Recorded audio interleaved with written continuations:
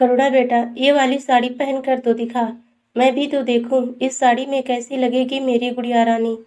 कल दोपहर में आ रहे हैं श्याम के घर वाले तुझे देखने। बहुत ही अच्छा लड़का है बता रहे थे तेरे पापा।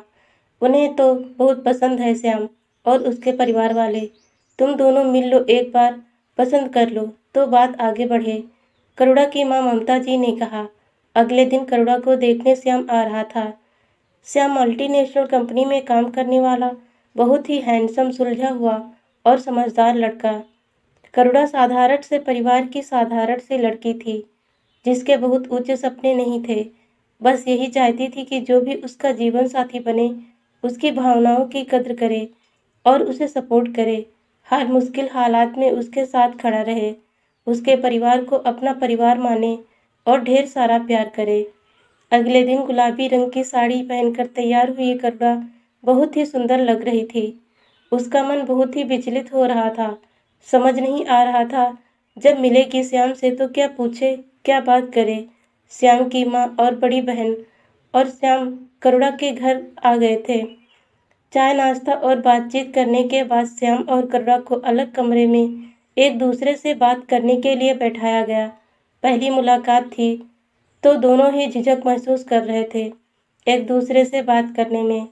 काफ़ी देर तक चुप बैठने के बाद श्याम ने ही शुरुआत की। हेलो करुणा जी, हम कुछ और बात करें या इस रिश्ते को लेकर कुछ भी सोचें। मैं आपसे कुछ कहना चाहता हूँ। ये तो आप जानती ही होंगी कि मेरे पिताजी नहीं हैं और बहन की शादी हो चुकी है। मेरे परिवार में मेरी माँ के अलावा मेरा एक भाई भी है, जिसके बारे में आप सबको नहीं बताया गया होगा। वो वैसे तो मुझसे 2 साल छोटा है, लेकिन बिल्कुल एक बच्चा है। उसकी दिमागी हालत ठीक नहीं है, मेंटल डिसऑर्डर है। सबसे ज़्यादा मुझसे जुड़ा हुआ है और मैं भी उससे बहुत प्यार करता हूँ। उसको देखे बिना एक दिन भी नहीं रह सकता। वैसे तो माँ उसे संभाल लेती है, लेकिन मेरे साथ वो सबसे ज़्यादा कंफर्टेबल महसूस करता है। वो मेरा भाई नहीं, मेरी जिम्मेदारी है, मेरी ज़िंदगी का अभिन्न हिस्सा है और किसी भी नए रिश्ते में बंधने के लिए मैं उसे नहीं छोड़ सकता। अगर आपको मैं पसंद हूँ और हमारा रिश्ता आगे बढ़ता है तो शादी में 7 फेरों और 7 वचनों के साथ एक वचन और देना होगा आपको मुझे। करुणा ने बड़ी ही सहज भाव से पूछा, कैसा वचन? एक और वचन, आप मुझे कभी मेरे भाई से दूर नहीं करेंगी।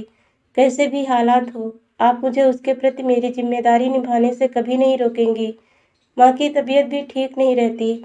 अगर माँ को कुछ होता है तो मेरे अलावा कोई नहीं है उसका। मैं अपनी नई दुनिया बसाने के लिए अपने भाई को नहीं छोड़ पाऊंगा। श्याम ने कहा। करुणा श्याम का अपने भाई के प्रति प्रेम और समर्पण को देखकर उसकी दीवानी हो गई और बोली, श्याम जी, आपने एक बार में अपने मन की सारी बातें कह दी। मुझे बहुत अच्छा लगा।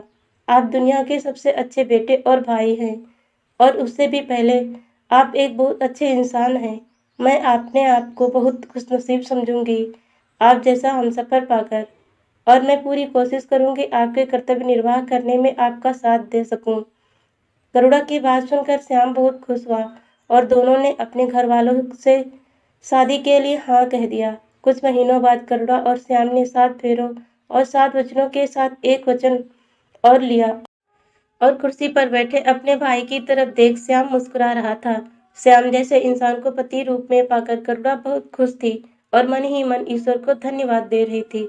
वीडियो देखने के लिए बहुत बहुत धन्यवाद दोस्तों।